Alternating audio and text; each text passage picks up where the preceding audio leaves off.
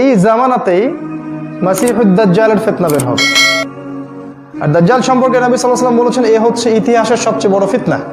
তার মানে শেষ জামানার যে মানুষগুলো আছে এরা সবচেয়ে বেশি ক্ষতির মধ্যে থাকবে। আরেকটা বিষয় আল্লাহ পাক বোঝাতে চাচ্ছেন, সেটা হচ্ছে যে সময়কে আল্লাহ রাব্বুল আলামিন শপথ করে হিস্ট্রি বা ইতিহাসকে যাচাই করতে বলছেন। একটু খেয়াল করে দেখেন, আদম আলাইহিস সালাম থেকে শুরু করে কিয়ামত পর্যন্ত যুগে যুগে যারাই আল্লাহ, তার রাসূল, তার কিতাব এগুলোর বিরোধিতা করেছে, এগুলোর সাথে শত্রুতা করেছে, এগুলোকে দমন পীড়ন করার চেষ্টা করেছে, হক থেকে দূরে থেকেছে, আল্লাহ পাক কাউকে ছাড় দেননি। আল্লাহ পাক সবাইকে সমূলে ধ্বংস করেছে। ওই নূহ আলাইহিস সালামের দিকে তাকিয়ে দেখেন, ধ্বংস, তার কওমকে প্লাবন দিয়ে ধ্বংস করা হলো। আদ জাতির দিকে তাকান, সুঠাম দেহের অধিকারী সবাই আল্লাহ পাক ঝড় দিয়ে ধ্বংস করে দিলেন। সামুদ জাতি, তারাও সুঠাম দেহি, আল্লাহ পাক বজ্রপাত দিয়ে প্রচণ্ড শব্দ দিয়ে ধ্বংস করে দিলেন। কওমে লূত সমকামী, আল্লাহ পাক পুরা জমিনটাকে তুলে আবার নিচে ধসিয়ে দিলেন। শুআইবের কওম আলাইহিস সালাম, তার কওমকে আল্লাহ পাক ভূমিকম্প দিয়ে ধ্বংস করলেন। ফিরআউনের কওম, আল্লাহ পাক তাকে পানিতে ডুবিয়ে মারলেন। একটা একটা করে এক্সাম্পল দেখেন হিস্ট্রিতে, যারাই আল্লাহ এবং তার রাসূল এবং ইসলামের বিরোধিতা করেছে আল্লাহ পাক কাউকে বাদ রাখেন নাই, সবাইকে ধ্বংস করেছেন।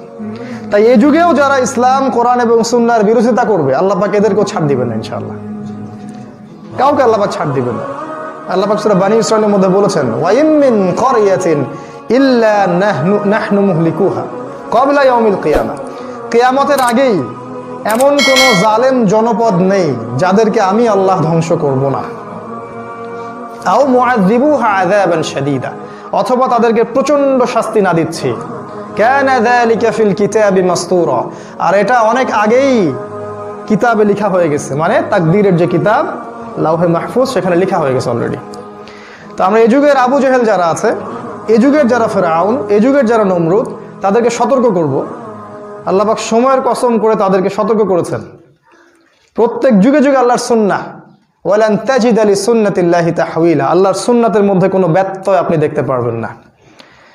আর যুগে যুগে যারাই আল্লাহ, তার রাসূল এবং ইসলামের আনুগত্য স্বীকার করেছে, মন থেকে মেনে নিয়েছে, মুখে স্বীকৃতি দিয়েছে এবং আমল করেছে, আল্লাহর দ্বীন প্রতিষ্ঠার জন্য সংগ্রাম করেছে, আল্লাহ পাক তাদেরকে জান্নাত দান করেছেন। দুনিয়াতে তাদের হয়তো পরিণতি আপাত দৃষ্টিতে ভালো মনে হচ্ছে না, দুনিয়াতে ওরা মার খাচ্ছে, দুনিয়াতে অনেক স্ট্রাগল করতে হচ্ছে, অনেক সমস্যা ফেস করতে হচ্ছে, বাট ইনশাআল্লাহ তাআলা তারা পরকালে জান্নাতি হবে ইনশাআল্লাহ। এই হলো সহজ সরল সমাধান।